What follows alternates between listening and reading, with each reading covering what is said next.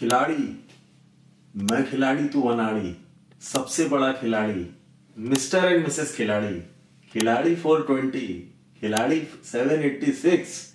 खिलाड़ी की बात करते ही देखिए अक्षय कुमार की याद आ जाती है। जी हाँ, लेकिन आज हम बात करने जा रहे हैं इस सीरीज की पहली फिल्म, वो थी खिलाड़ी। 5 जून 1992 को फिल्म ये रिलीज हुई, पहली खिलाड़ी। और इसको प्रोड्यूस किया था वीनस। वीनस एक आज की तारीख में बहुत बड़ा म्यूजिक लेबल है, उस जमाने में इनकी पहली प्रस्तुति थी। और चंपक जैन उसके और गिरीश जैन उनके ओनर्स थे। उन्होंने इस फिल्म को प्रोड्यूस किया, डायरेक्टेड बाय अब्बास मस्तान। जी हाँ, आज बहुत बड़ा नाम है, उस समय उनकी ये दूसरी फिल्म थी। वो दो भाई हैं जो आपने ध्यान दिया होगा, सफेद कपड़े पहनते हैं और थ्रिलर्स के लिए मशहूर हैं। उनकी ये फिल्म थी। म्यूजिक था जतिन ललित का। बड़ा धमाकेदार गाने थे इसमें, 9 गाने थे, आज भी बड़े पॉपुलर हैं, आपने सुने होंगे। वादा रहा सनम, खुद को क्या समझती है, इस तरीके के गाने आज भी गुनगुनाए जाते हैं। जी हाँ, आज हम चर्चा करेंगे इसी एक थ्रिलर कॉलेज रोमांस फिल्म की। नमस्कार दोस्तों, मेरे नए ब्लॉग में आपका स्वागत है। मुझे उम्मीद है कि आप लोगों को मेरे ब्लॉग पसंद आ रहे होंगे। देखिए, ऐसे ही अपना प्यार बनाए रखिए, सब्सक्राइब, शेयर, लाइक करते रहिए, कमेंट करते रहिए, बेल आइकन दबा दीजिए। ऐसे ही कहानी हमारी आपकी चलती रहेगी। फिल्म खिलाड़ी की कास्ट की अगर हम बात करें तो of course Akshay Kumar lead, उसके साथ थी आयशा झुल्का, दीपक तिजोरी और सबिया। एक नया नाम आपको सुनने में आएगा, बड़ी मेरी पर्सनल फेवरेट होती थी वो, खैर फिल्मों में ज़्यादा आई नहीं। और वो थी डॉटर, एक बहुत बड़ी एक्ट्रेस होती थी एक जमाने में हिंदी फिल्मों में, अमिता, उनकी डॉटर थी। और इसके अलावा साइड सपोर्टिंग रोल्स में थे आनंद महादेवन, शक्ति कपूर, प्रेम चोपड़ा, दिनयार कॉन्ट्रैक्टर, जो कि कान हिलाने के लिए एक उनकी कला थी, जो उनके कान हिलाते थे, अगर आपको याद हो फिल्म में। और उसके बाद उन्हें बड़े सारे रोल भी मिले। खैर 2019 में खैर वो ऊपर चले गए। और जॉनी लीवर को हम कैसे भूल सकते हैं, जिनका बड़ा आइकॉनिक रोल था इसमें। और जॉनी लीवर जो आज जो जॉनी लीवर हैं, एक्चुअली उनकी शुरुआत इसी फिल्म से हुई थी देखा जाए तो। इसके बाद उन्हें बड़ी पॉपुलैरिटी मिली। ये फिल्म जो है इंस्पायर्ड थी खेल खेल में, एक फिल्म आई थी ऋषि कपूर, नीतू सिंह, राकेश रोशन की 1975 में। उसी से इंस्पायर होकर ये फिल्म का बनाई गई थी। और अगर हम इसकी बजट की बात करें तो उस जमाने में ज्यादा बजट नहीं होता था फिल्म का। 2 करोड़ रुपए का लगभग बजट इसका सुनने में आया, पढ़ने में आया। और इसकी कमाई टोटल ग्रॉस जो थी वो 4 करोड़ रुपए थी। देखिए, अनवेरिफाइड फैक्ट्स है ये सब, नेट पे, गूगल पे, ट्रेड मैगजीन में उपलब्ध है, उसी से हम आपको ये सूचना दे पाते हैं। इसमें हो सकता है ऊपर नीचे हो, फिगर्स में कह नहीं सकता। और इसी वजह से ये ब्लॉकबस्टर थी। टॉप 10 ब्लॉकबस्टर्स ऑफ 1992 में इसका नाम शामिल है। खैर नंबर 1 उस साल की बेटा थी। और ये उसके बाद आती है। अगर मेन रोल की बात करें तो पहले अक्षय कुमार वाला रोल सुनने में ऐसा आया था कि ये रोल ऑफर हुआ था अरबाज खान को। जी हाँ, और लेकिन अरबाज खान ने इसलिए मना कर दिया था क्योंकि वो चाहते थे कि सोहेल खान जो उनके छोटे भाई हैं, उनके डायरेक्टोरियल डेब्यू में जो राम करके एक फिल्म बनाना चाह रहे थे वो, उसमें वो आए। वो बात अलग है कि राम कभी बनी नहीं। उसके बाद एक नाम सुनने में आया था रोनित रॉय, उस जमाने में बड़े पॉपुलर होते थे, आज भी बहुत हैं, कैरेक्टर रोल्स में दिखाई देते हैं आपको। तो उनका नाम भी आया था, लेकिन वो भी नहीं हुआ। उसके बाद अक्षय कुमार का नाम आया। अक्षय कुमार उस समय तक 1-2 फिल्में कर चुके थे, जैसे सौगंध आ चुकी थी उनकी, दीदार आ चुकी थी। और जब प्रोड्यूसर की नजर अक्षय कुमार पे पड़ी तो उन्हें लगा कि ये ऑलराउंडर हैं, डांस भी कर सकते हैं, एक्शन भी कर सकते हैं, बॉडी भी इनकी बढ़िया है, तो इसलिए जो है अक्षय कुमार के लिए गया। अब ये देखिए, ये तो एक कहानी है जो मैंने आपको बताई कि ये नाम आए, उसके बाद अक्षय कुमार का नाम फाइनल हुआ। लेकिन एक कहानी इसके साथ पैरेलल एक और है, वो है रतन जैन प्रोड्यूसर जो है, उन्होंने कहीं ये बात कही कि ये सब कोरी अफवाह है, मीडिया की फैलाई हुई बातें हैं, और कभी भी अरबाज और रोनित रॉय का नाम हुआ ही नहीं। हमेशा से उनके दिमाग में अक्षय कुमार ही थे और अक्षय कुमार को ही लेके उन्होंने फिल्म बनाई और प्लान भी उन्हीं को लेके की थी।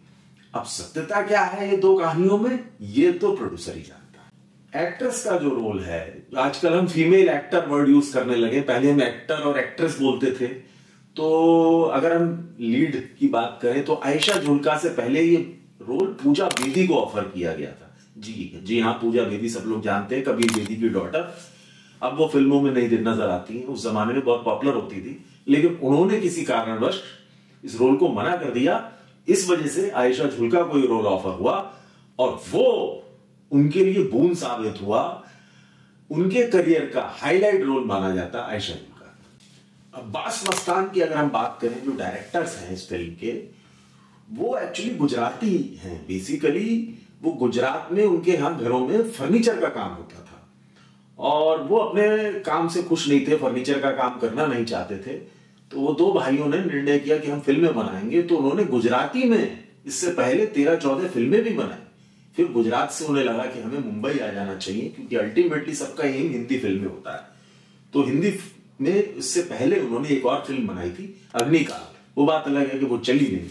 तो सबसे बड़ी हिट उनकी ये दूसरी फिल्म थी खिलाड़ी। उसके बाद तो खैर इतिहास उन्होंने रच दिया हिंदी फिल्मों में। उसके बाद उन्होंने बाजीगर बनाई, सोल्जर बनाई, रेस बनाई और बहुत सारी उन्होंने थ्रिलर जॉनर पकड़ के काफी सारी फिल्में बनाई और आज भी फिल्मों में सक्रिय हैं। अगर हम प्रोड्यूसर की बात करें और गिरीश जैन, चंपक जैन की वीनस के लिए ये पहला मौका था फिल्म बनाने का। आज बहुत बड़ा नाम है, वीनस रिकॉर्ड्स और फिल्म्स सब जानते हैं, लेकिन ये उनकी पहली फिल्म थी। इस फिल्म में दीपक तिजोरी को लेके भी एक कहानी है। कहा ऐसा जाता था कि दीपक तिजोरी उस समय बहुत बड़े स्टार थे, क्योंकि आशिकी के बाद ये फिल्म आई थी। आशिकी बहुत बड़ी हिट हुई थी।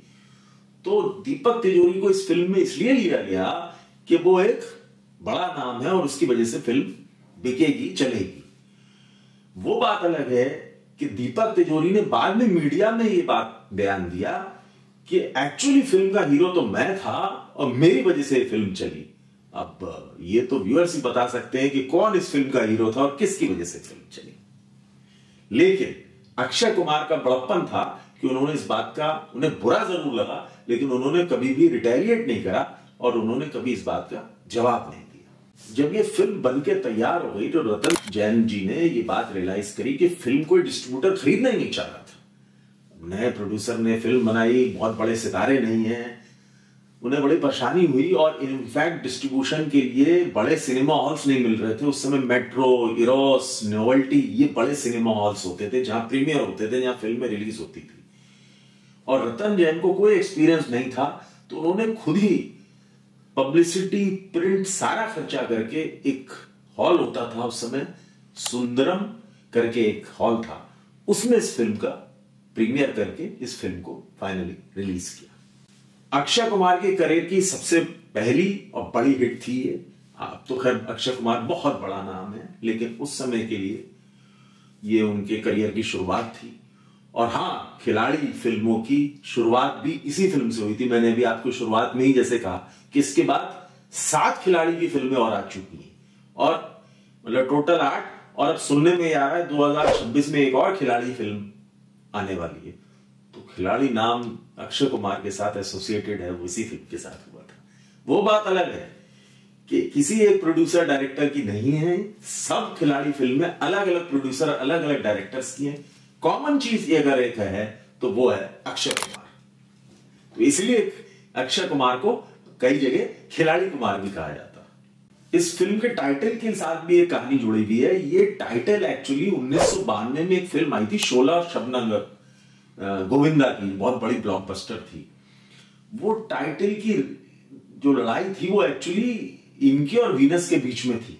खिलाड़ी टाइटल शोला और शबनम को मिलने वाला था, लेकिन उस लड़ाई में अल्टीमेटली वीनस को ये टाइटल मिला, तब जाके खिलाड़ी फिल्म बनी। म्यूजिक की जो हम बात करें, क्योंकि म्यूजिक बड़ा हिट था इसका और आज भी बहुत पॉपुलर है, तो ये म्यूजिक दिया था जतिन ललित ने। जी हाँ, जतिन ललित इससे पहले एक फिल्म में म्यूजिक दे चुके थे, 11 दिलदारा। उसका गाना अगर आपको याद हो, बिन तेरे सनम, आज भी बहुत पॉपुलर है, यंगस्टर्स में आज भी गाया जाता है, रिमिक्सेस भी बहुत आ चुके हैं। उसके बाद उनकी इस एक तरीके से सेकंड मोस्ट सक्सेसफुल एल्बम थी। और मजे की बात यह है कि सारे गाने जो इस फिल्म में इस्तेमाल किए गए हैं वो जतिन ललित के बैंक से उठाए गए हैं। उनका एक बैंक था जिसमें ट्यून्स रहती थी, उस बैंक से जो है ये गाने सारे लिए गए। वो बात अलग है कि गाने सब सुपरहिट हो गए। एक बात और इसके साथ जुड़ी हुई है कि जतिन ललित और अब्बास मस्तान की ये पहली और आखिरी फिल्म थी साथ में। इस फिल्म को लेके उन लोगों में अनबन हुई किसी वजह से, तो उसके बाद इन लोगों ने साथ में काम कभी नहीं किया, जबकि ये फिल्म का म्यूजिक इतना बड़ा हिट हुआ। मैंने शुरुआत में कहा कि जॉनी लीवर ने के लिए बहुत बड़ा ये एक रोल था, और जॉनी लीवर के इसमें बहुत सारे जो सीन्स हैं वो खुद ही इन्होंने अपने आप इम्प्रोवाइज करे हैं, स्क्रिप्ट में नहीं थे। तो ये इस फिल्म में इनके रोल की खासियत थी। और इस फिल्म की सक्सेस के बाद जॉनी लीवर एक परमानेंट फीचर हो गए अब्बास मस्तान की फिल्मों में। अगर आगे की फिल्में भी अगर आप देखेंगे, चाहे बाजीगर हो, सोल्जर हो, रेस हो, सब में आपको जॉनी लीवर जरूर दिखाई देंगे। तो ये इसकी शुरुआत यहां से हुई थी। ये फिल्म हिट होने के बाद 3 महीने के बाद इसमें एक गाना भी ऐड किया गया था, होके मगन आज। ये एक पॉपुलर गाना था जो कि फिल्म की रिलीज से पहले नहीं था, लेकिन 3 महीने के बाद इसमें ऐड किया गया था। मैंने आपको शुरुआत में कहा कि सबिहा जो इसमें एक शीतल का कैरेक्टर प्ले करती हैं, उनकी मदर का नाम अमिता था, जो बॉलीवुड में एक्ट्रेस थी। एक इसमें बड़ा कोइंसिडेंस है इस फिल्म में कि एक क्लाइमेक्स से पहले अक्षय कुमार जो है दीपक तिजोरी को एक हॉस्पिटल में भर्ती करते हैं, और उस हॉस्पिटल का नाम क्या था? अमिता हॉस्पिटल। ये कोइंसिडेंस है, ये जानबूझ के ऐसा रखा गया था, पता नहीं। तो खैर दोस्तों, कहानी किस्से बहुत हैं खिलाड़ी के, लेकिन मैंने आपको चुनिंदा फैक्ट्स बताए। मुझे उम्मीद है आपको मजा आया होगा। खिलाड़ी किसने नहीं देखी? खैर मैंने तो कई बार देखी, आप लोगों ने भी देखी होगी, और काफी मजा आया होगा। गाने आज भी हम सुनते रहते हैं अक्षय कुमार के लिए। खैर इसमें जितना कहा जाए कम है, बड़ा शानदार उन्होंने काम किया था। तो इसी के साथ मैं विदा लेता हूं, फिर मिलेंगे एक नए ब्लॉग में एक नई कहानी के साथ। तब तक के लिए नमस्कार।